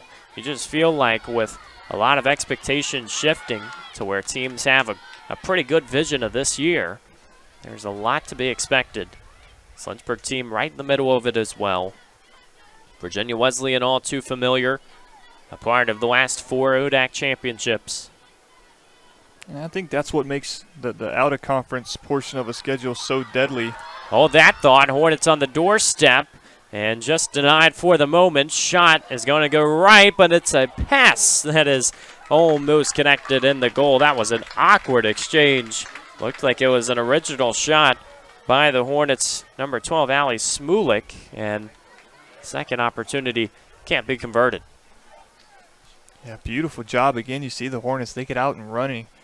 Whenever they get out, that's where they're so dangerous at, because they can attack from anywhere, and they have speed all over the place, and you don't know. Like you mentioned, you're looking for a shot. Next thing you know, it's a pass, and they're on the doorstep. Now heading the other way, Meredith just trying to get a taste of the attack. It has been Lynchburg's night to celebrate so far. 3 goals, and just continuing to explore ways to move forward. That ODAC poll that we've touched on already, and matters until it doesn't. Once the conference slate arrives, it's all about winning games. And you go back and look at that Roanoke conversation, 4-11 record last year. All 4 of their wins were conference opponents. It's really not that surprising when you look at they played 2 top 15 schools in the nation on their opening weekend last year. So again, yeah, the record, it tells a story, but you also got to know what you're reading. You know, it's always great when you have a team like that who wants to schedule early in the year a lot of tough competition. But Lynchburg entered the same discussion because we've talked about how many opponents are shared between Lynchburg and Roanoke. I think those coaching staffs probably cooperate when making the schedule, because I don't think that Lynchburg is going to be interested in going to that Roanoke Invitational if they don't like the teams that they're going to have to play. And if it doesn't benefit your schedule with the new ranking system, it truly pays to win against tougher competition, then you just got to be smart with it. Yeah, and I think that's something that's really cool to see among coaches. In so many different sports we have talked about the Salem Turnpike rivalry so many times, but to see kind of that cooperation, just to kind of see where your teams stack up in the conference before you even get to play each other. I think it helps both teams more so than it hurts. Coaches will probably tell you that the scheduling aspect can be one of the toughest parts of the entire season. As now it's a chance on the far side for Meredith, doing everything they can just to garner a little extra. Soft rolling ball stays inside the touchline on the other side of the field. And, this is a Meredith squad that won 4 of the first 5 games last year. So maybe they felt like they wanted tougher competition to start the year in 2025. Nice move from Rogstad. Keeper Knox having to move back. Smulik out wide.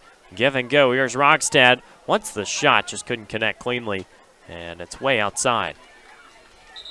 Looks like she's going to have a laugh about that attempt. You don't see her head off target too often. The problem is, too, when you're a defender, you probably don't get a lot of shots like that.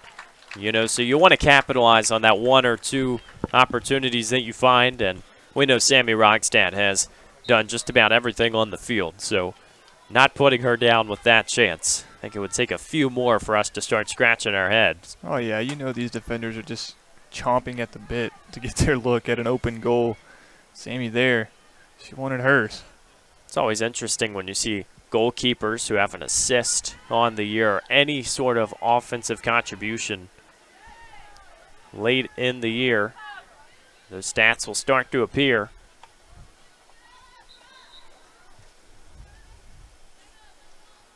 Possession points the other way. Inside the final 20 minutes, 2 more substitutions for Lynchburg.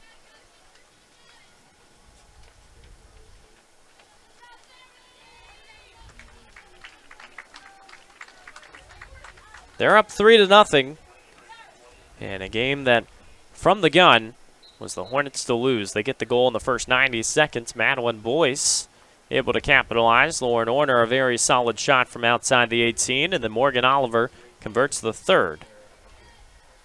Substitutions for Lynchburg were Taylor Burton and Ella Fulmer. Beg your pardon.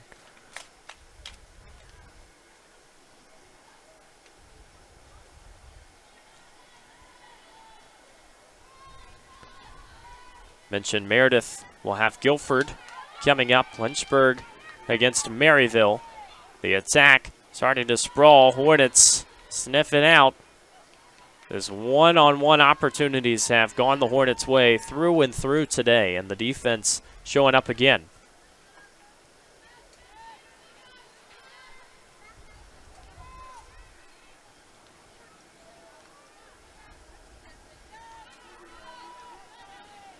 Moskovich, middle of the field, doing everything she could to corral.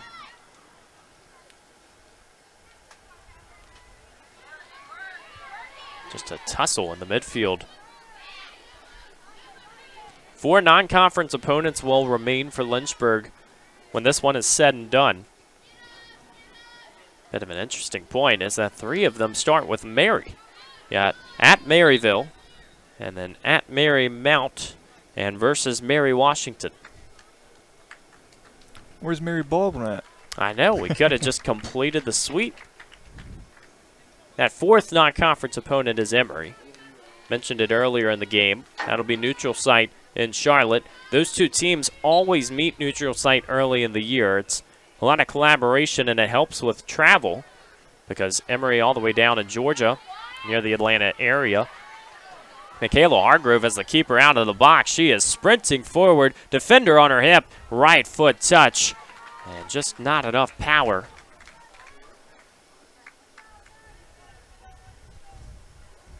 Got to be careful as a defender when you're on the attacker's hip, because if that attacker stops and you're running full-fledged into him, it could be a penalty.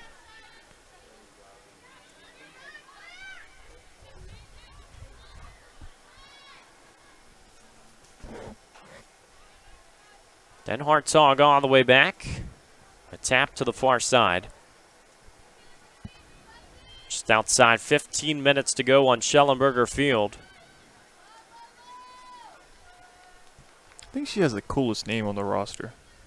I agree. Lune Den Hartog. Now, it's going to be subjective. You can ask 10 different people, you'll get 10 different answers. But Den Hartog, a name, as we mentioned yesterday, that is familiar to a lot of faces in Lynchburg. Noah Den Hartog was an assistant field hockey coach, and his sister Lune now committed to Lynchburg, and I mean a huge pickup in that center back position, because we've talked about the back line, but you're trying to almost in a way replace Haley Casey, who had commanded that defense for 4 years and started as a freshman. It's a very similar role. Same number as well. It can get confusing for us up here in the booth if we don't mind our P's and Q's. That's right. Got to be careful at this time of the year, trying to learn the new faces. It's been great to do so. A lot of the freshmen have right away contributed. Den Hartog, born in the Netherlands and moved to the U.S. when she was 6. And ever since making her way here to Lynchburg, has just been so confident. First 2 games of the year, played 180 minutes. She was ready for the moment. Out wide for Hargrove. Splits 3 different defenders, now ready to shoot. Curling to the left side. And just a fingertip save. Carter Knox shows up again. Hasn't allowed a goal yet. And a trio of Hornets step into the game. You talk about Hargrove, a beautiful shot there. I mean, she came down, had the isolation, got the step with a beautiful move. And that ball was in a perfect location, just a great save. And Carter Knox in goal. Abby Nadeau, Katie Paulette, Ali Castillo step in. That's one of the better saves once again that you'll see. Corner goes to the far side, and the header won't connect. Good idea. Trying to reverse the direction.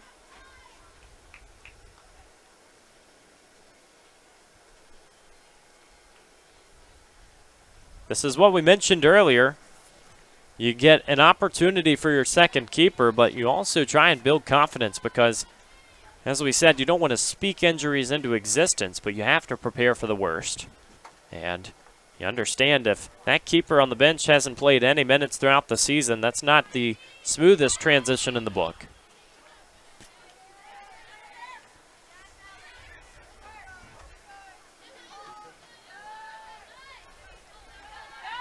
Clearance the other way. Gaston has had a few chances to explode in the opposite side. Meredith doing what they can. Now into his spread. 3 attackers forward. And Lynchburg again, the one-on-one battles have gone their way. They've just been so fast and so physical getting to the ball and getting to those defensive looks. It's been so hard for Meredith to get anything going. 26 shots to none. Lynchburg has the advantage in that category. It extends just beyond that. 3 goals, 1 of them assisted. 16 shots on frame and 9 corners for the Hornets. They have a free kick, or rather Meredith has a free kick. Lynchburg employing the wall. Chance to do something, and this is where these minutes matter. Lofted in the air. Cass comes out, collects with no problem. It's an opportunity to learn something about your squad, maybe see who's on the field right now, how they kind of execute that set piece. Maybe implement it going forward. Hadn't seen many free kicks from Meredith today. Lynchburg has been very clean physically. A lot of that physicality that we saw in that New Jersey City game yesterday hasn't been at the table today, just 8 combined fouls. We were in double figures very quickly yesterday. Carter Knox way out in front of the goal on the other side, too. I think that's time and place with the scoreline reading 3-0, but also got to be careful if the Hornets get in transition, as they may try to do now. Ball sent forward, and Knox able to collect. It's another sign. You don't want to be too complacent, but if you get someone with a lead foot in the middle of the field, might be taking a stab at it.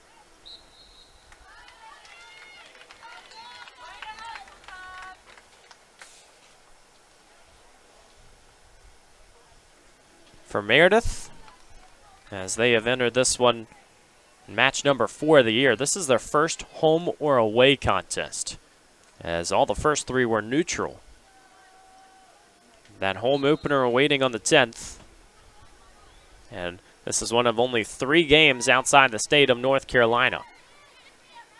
That's got to be a big benefit, right? I actually talked about that on the broadcast yesterday with Roanoke. They only play 1 game outside of the Commonwealth this year. They play Greensboro down in Greensboro. Other than that, they're all in Virginia, and it's kind of like the Meredith squad, only playing 3 games outside of their home state. I think that's definitely an advantage for a team like this. You feel like there's a lot of comfort at home. Lynchburg has definitely felt that here at Schellenberger Field, but it's beyond the home games. It's also conference play, and the USA South has a lot of North Carolina squads and representation. The ODAC, obviously with its name, the Old Dominion, focused right here in Virginia.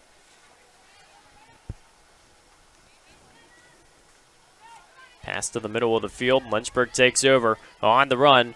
Now to the outside. Burns looks to center. Ball rolls all the way down to Knox to the turf. Got a chance to kill some time. So, Gates, you mentioned Old Dominion. How does Guilford get in this conference? It's a great question. And I think we would have to ask some of the historians, because the ODAC has featured a high number of teams throughout its years. And it's a very old conference. You go back into the 70s and 80s. And Guilford is the only team outside of Virginia, like you said. Averett is probably as close as it's going to get. You know that Southern Virginia area. They are in Danville, pretty much on the line. Do you ever think that there will be another? I think that's the big question. I think so. I think you're starting to see the expansion, of conferences all around. I think it kind of fits the same faucet. We talked about Fairham earlier. It's like they're a Southwest Virginia school that's now in the Conference of Carolinas. So, You got to enjoy it, too, because your athletes, if they're not refreshed by that and they don't want to travel, you're not going to get the results on the field. And I think Fairham understands going D2. It's a big time of transition, but so many players are just excited for that moment. So how about this? The conference was founded in 1975 as the Virginia College Conference. The first school outside of Virginia to join was Maryville. Ooh, okay. Got to go out to Tennessee. Believe, and this is not on record, we'll have to throw this one in the blueprints. If we're wrong, we didn't say it. Greensboro has been in consideration for certain sports to join the ODAC. That was a conversation at one time. Ball sent forward and just barely offsides. A little bit of frustration from Amelia Burns, who had gotten in behind. Yeah, I know. In 2020, oh man, I'm getting old now. I guess it was 2023, back when our colleague and good friend Josh Smith, former colleague Josh Smith, yes, was the head coach at Greensboro. We actually had them on the schedule, and that was one of their talking pieces about how their schedule was almost entirely ODAC schools, and they were pretty much an honorary member at that point. A lot of USA South schools will do that, and Averett obviously joined the conference, and so they had a lot of similar talks. Greensboro much of the same. Meredith with the women's sports doesn't always play ODAC competition. They'll play a decent number of schools from up in Virginia, that Raleigh area. I really wouldn't be surprised to see the ODAC continue to expand. Good one-on-one battle, and the Angels get it down on the near side. A talk that has gone on amongst a lot of athletes at Lynchburg is obviously CNU, one of the powerhouses in the state. Ever wonder if they will change? Member of that coast-to-coast conference. Yeah, I think if you added some squads like that, it gives you a chance to kind of break it down, sort of like the ACC used to do with their coastal and Atlantic divisions. You can have divisions within the conference that might even make play more fair. You welcome a team like CNU in, and right now that would be a pretty good matchup for a team like W&L. Can't imagine it. Hornets right on the doorstep. Knox gets her left hand on it. Second chance for Lynchburg, and it's denied. Wow. That was a comfortable save in the dying minutes of this contest. Still looking poised. Tell you, that almost feels unfair with some of the games that you would see, because there are a lot of conferences in D3, and again, opinionated piece, but you look at the NESCAC and even going down to the UAA, a lot of schools that make NCAA appearances. The ODAC is up there and will continue to bolster with squads. What a great pass forward all the way to Knox. Took an extra second. That might have been goal number 4. On the run was DiCiavo. Now the goal kick. Still rolling middle of the field.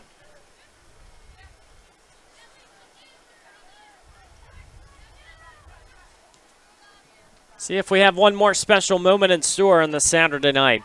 There's Amelia Burns out wide. Tussling to the middle of the field. Now the pass disrupted. Meredith can try and take over. Knox retrieves on the hop.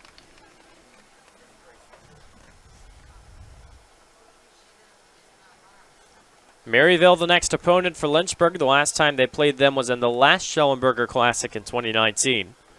Hornets had 2 wins.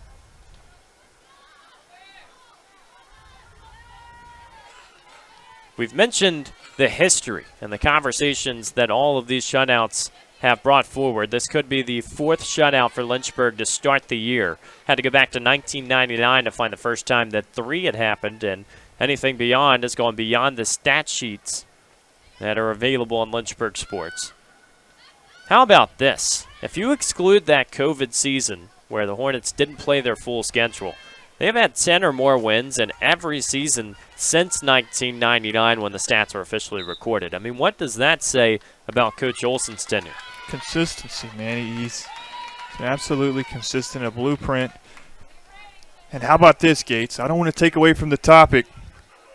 A good sign for Meredith fans, Kate Conley's in the game. Oh, I like it. We've waited a long time, and obviously I think the coaching staff has done the same, trying to make sure that your players are ready to go. And one of the main attackers, maybe you just feel it out a little bit here in the minute, but it's the attack for Lynchburg that gets all the conversation. Burns has her shot taken away, but the offsides flag was up.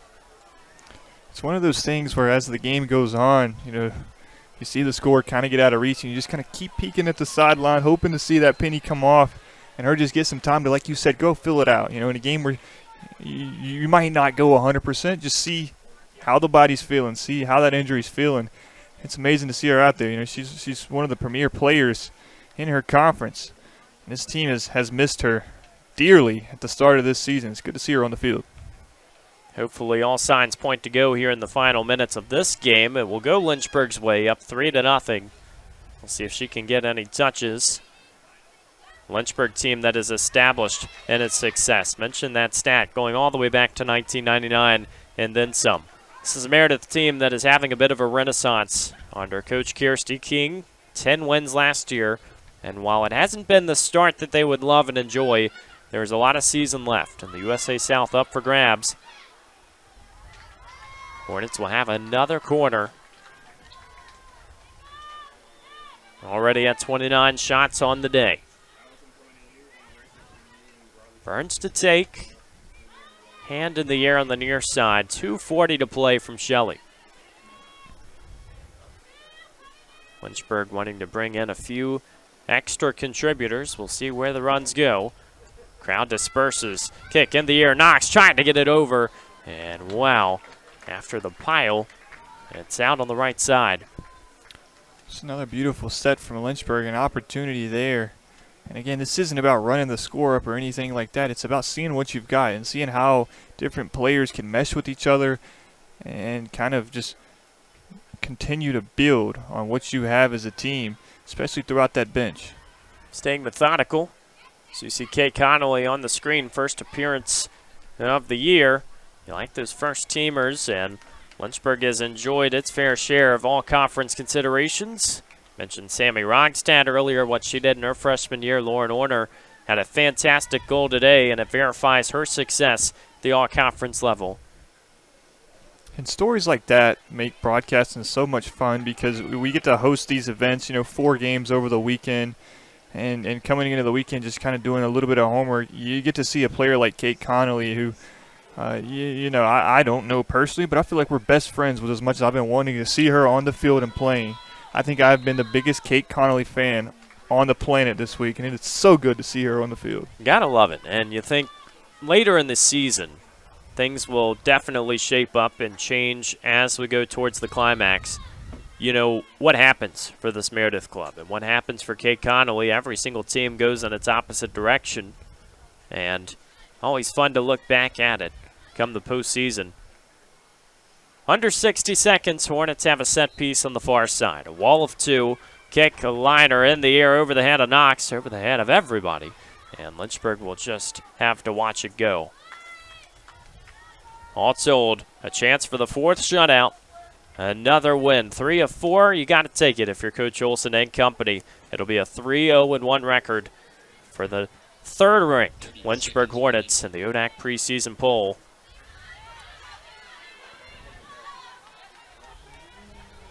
Roanoke found its way to 2 shutout victories. Lynchburg will do the same if this is where it ends. A fun, exciting weekend here in the Hill City. Had several moments as Connolly moves forward. Disrupted in the pass. Might warrant one more chance, but it's going to roll too far. Lynchburg's going to roll forward to another win here in the Hill City.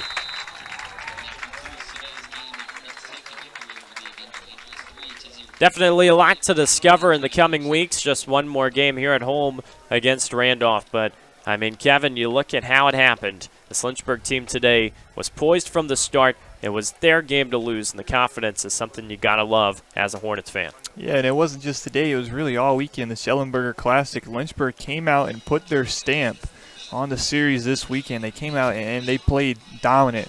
You know, from the first whistle yesterday to the final whistle here today, and they did it. We came in talking about defense, but how about offense? The amount of chances that they created for each other and the amount that they were able to capitalize on, that was something that was a point of emphasis coming in to the Schellenberger Classic, was being able to capitalize when you get those looks. They sure did a good job the last 2 nights.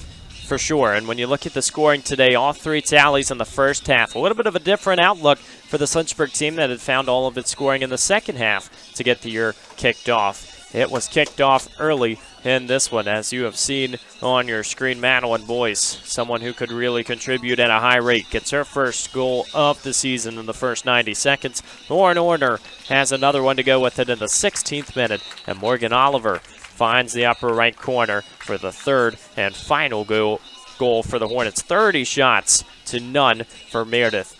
We look forward to the rest of the season, but Kevin, I want to give you one more question. What is the biggest area that this Hornets team needs to figure out here in the next few games?